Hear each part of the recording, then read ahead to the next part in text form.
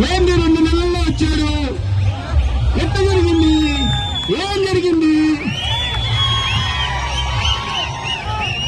ఒరే బాబు, నేను అడిగిపెట్టిన రోజు నువ్వు మాట్లాడిన మాట ఆ శ్రీరామటి వెళ్తాడు, చిలకం మధుసూదన్ రెడ్డి ఇలా అంటారని నువ్వు మొదటి తప్పు చేశావు.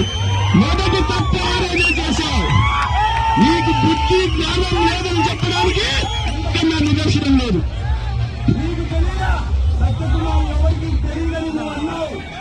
కానీ